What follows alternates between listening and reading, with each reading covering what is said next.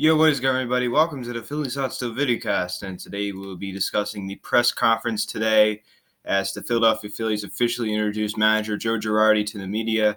And he put on that Phillies jersey for the first time, and he talked about his history, and it was awesome. The press conference was awesome. It lasted 34 minutes. He answered a good amount of questions. He spoke really, really well, and he spoke about accountability, self-respect, and the whole clubhouse, coming together to win ball games. And he said that he wants to win. He said, "I'm selfish. I want to win more than anybody, and I came here to win." And he knew he has faith in our front office. He has faith in our ownership. That's what's going to happen. That's what's going to happen. And I hope he's right. And I think that we now have a manager who holds our players accountable for their actions. He spoke about accountability. He also discussed in the trainer's room how there's, he talked about run rule. That's kind of simple. He said, he's not going to allow cross music, which means that there's only going to be one song playing at a time. There's not going to be different music playing at different times. So, that was just a quick example of the rules he's going to set. And I think if you're going to see a guy be lazy and not hustle, then you're going to see that there's going to be consequences under manager Joe Girardi. He's not going to put up with that stuff anymore. So we finally have a manager who doesn't take any stuff from anybody. He's tough. He's a nice guy, but he's tough. He managed in New York for 10 years. He was with the Florida Marlins in 2006. He won the NL Manager of the Year in 2006 with the Florida Marlins. So this guy is tough. And we finally have a manager I can say that I really, really like. I love this way this offseason's going. But as I said, Larry Rothschild fired from the New York Yankees today. I really like. He managed Joe Girardi he was under Joe Girardi's coaching staff for a very, very long time with the New York Yankees. That'd be really cool. Think about it. We have Rob Thompson, who's our bench coach, who was with Joe Girardi his whole entire Yankees career. And if we get Larry Rothschild, then that'd be even more. It'd just be adding the whole Yankee staff, right? So just do it. I don't know who's going to be the hitting coach. I heard that Willie Ibanez obviously has a connection with Joe Girardi. Obviously, they're personal friends, and I definitely think that Willie Ibanez is kind of the dark horse for the hitting coach candidate. So, his name has been brought up. I think it's kind of the dark horse. I think it's just going to come out of the blue. I hope I'm right. I think he'd be a good hire. So this press conference went really, really well today. I thought everybody asked good questions. He talked about analytics. He said he was more of an old school guy, and he kind of talked about how when he was fired from the Yankees in 2017, and the Yankees just made a change. And if you guys are wondering why the Yankees fired him, he went to the ALCS in a rebuild year, and I was shocked when the Yankees said they were going to fire him. I was shocked. They obviously hired Aaron Boone as his replacement. But the reason why I think they fired Joe Girardi is just because he was there for 10 years. I think they wanted to change, and usually when you get younger players, it's kind of time to move on from your manager because it kind of just gets stale after a while. So they had like Aaron Judge, and apparently he did discuss this. I think Jim Salisbury asked this, about how he had allegedly he had trouble connecting with the players in his final year at the Yankees with Gary Sanchez and Aaron Judge. So I guess that's another reason why the Yankees fired him. I don't really think his contract was up. They did not fire him. His contract expired and they didn't renew it. But technically they did kind of fire him since they didn't renew it. So, but technically I guess they didn't fire him, but they kind of did in a way because they didn't renew his contract. So technically he was not fired, but he kind of was, so because they didn't renew his contract. If they wanted him back, all you had to do is just renew his contract, so it would have been easy. And they hired Aaron Boone, and Joe Girardi was really, disappointed about that. Obviously, he went to LMB Network to, kind of be an analyst for a while. He said, "I want to manage." He got an opportunity to manage the Reds. I think they offered him the job, and he said no. And can you really blame him? No offense to any Reds fans who are watching this video, but can you really blame him for saying no to the Reds? I talked about this before. The Reds are so bad, so. I think Joe Girardi coming here is awesome. I think he's a manager with experience. He won a World Series, and these stupid people who think that he's like Gabe Kapler need to go on a hike. Seriously, it's really, really driving me crazy. These people who think, I don't notice the difference. Did you notice how confident he was today? about how he talked about discipline, which we never ever heard from our old manager. We never ever heard. He talked about discipline, holding players accountable for their actions, something that Gabe Kapler did not do with his time with the Phillies. Gabe Kapler just seemed to let the players run rec shop on him in the clubhouse. He just let him have a free for all. That's not how it's going to be under manager Girardi. He's not going to put up with any of that crap. And apparently he has talked to a few players. Obviously Reese Hoskins and his fiancee Jamie were there. And a few others. Obviously Bryce Harper was not there. I've not heard Bryce Harper even mention one thing about Joe Girardi. Is that weird? He didn't even put anything on his story. It's very, very strange. I'm going to mention Harper at the very end of this video. There's been some social media trolling that's been going on, and I want to touch on that. But right now I'm on the topic of Joe Girardi. Yeah, his family was there. He has 3 kids. He has 2 daughters, and he has a son. Son Dante, I believe I forget the other girls' names. I think his youngest daughter is like 13, and she's like really into basketball. And I think his oldest, I believe his daughter, who's like 20, and his son is 19. I'm pretty sure. I think I just did like a little research before I went on here. They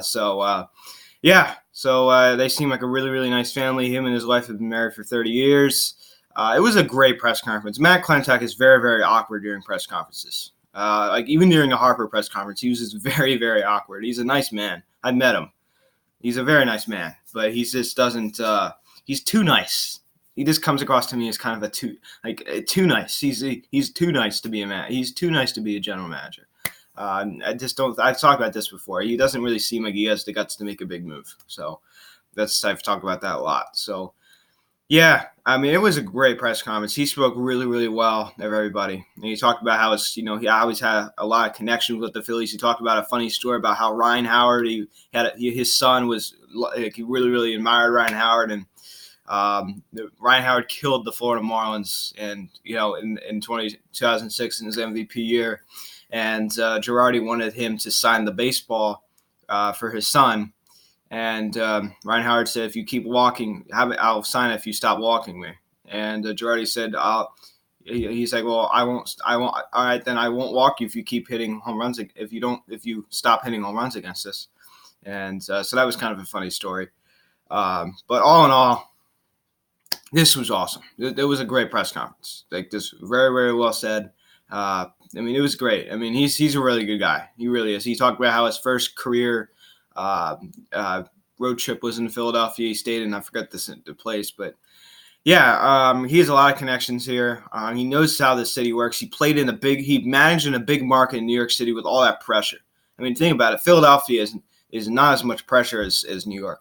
And I don't care what anybody says. I mean, it's not. New York is 10 times worse. New York is horrible to manage. I mean, it really is brutal.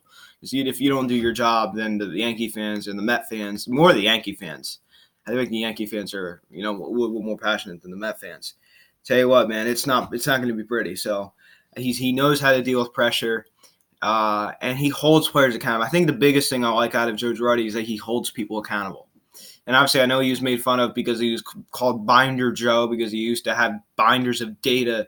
He used to have them with him in the dugout. I really don't care. Analytics are a part of the game today. And I kind of like that, though, because you could tell that he's an old school guy, but he's adapting to the new age, the new baseball age. So I like that. But getting back to holding players accountable, I mean, I really, really like. I heard a rumor that I heard someone ask if there's a no shave rule. That would kind of piss off Bryce Harper if that was the case. I'm not too sure about that. Obviously, George Steinbrenner, made that rule, and he was at the Yankees. Obviously, he passed away like 10 years ago, but he was the one who started that with the Yankees. And I think that ever since I think he mandated that you couldn't have a beard when he was with the Florida Marlins. So there are a couple times that I don't think he's going to do it here, because our best player. You can't say one of our best players. He is our best player. Bryce Harper does. I mean, he has a beard, right? So I don't think that that's really realistic. I don't think that that's going to happen. It's one thing if it was like a no-name relief pitcher, but this guy's our star. So I don't think that he's going to do that. But I don't know. I mean, if Cesar Hernandez did what he did in Miami a couple months back, where he hit that ball. He got lazy. He thought it went out of the park. He's not even hustling. He's just walking, like jogging, a slow jog. I tell you what, if that would happen next year, forget about Cesar Hernandez, possibly leaving. Forget about that. That was just a Phillies player next year. His ass would be benched.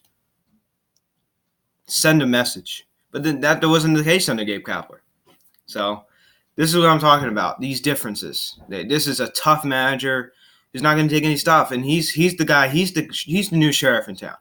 He's the one who's going to run that clubhouse. He's the boss, nobody else. And he said he's looking forward to spring training and kind of gel with the players. And he's kind of I've heard that he texted a few people, so he's going to be very, very respected by this clubhouse. And I think you're going to see that I think he's going to have a lot of success here. He knows how to deal with the big market. He's a smart guy, and I have a lot of faith in him. And that press conference was awesome. Obviously, he did an interview with MLB Network after.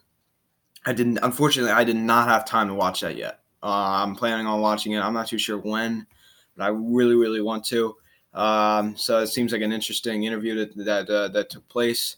So obviously, he used to work with MLB Network before, for 2 years before coming in to the Phillies. I remember in July 14th or July 13th. It was the day before my mom's birthday. That's how I remember that. We played the Washington Nationals, and Joe Girardi, MLB Fox, they covered it, and I remember Joe Girardi was at Citizens Bank Park, and the time against the Mets. Remember the Mets, and that was in July. I got that confused. Well, he did do that Washington game too. I remember him there, but I remember I was coming on here, and Joe and I were talking about Joe Girardi and how we didn't like his comments and everything. And I just look back on that and I just kind of laugh. I'm like, little did we know that he'd be our manager, next manager. He was great in the booth, and he really did a good job. And now he's going to be able to take that knowledge and help us. I talked about that before. And in this press conference today, he looked like he was in control. He knew what he was talking about. He's been in this business. He's an experienced manager. And the Phillies tried to go all cute with Gabe, and it just didn't work. It backfired like hell. It really did. And Matt Klentak even talked about it. He discussed it. He said, that was just kind of like a bridge to get, Gabe Kapler was a bridge to get to our next level. He wasn't going to be, they didn't think, I don't know if they didn't think he was going to be there permanently, but they assumed that he was just a bridge, almost like Pete Mackanin was. You just got to find a guy to fill in. And Joe Girardi, you can make the argument he should have been hired 2 years ago, but we weren't ready to win 2 years ago. Okay, so you can't really make that argument, but now you can.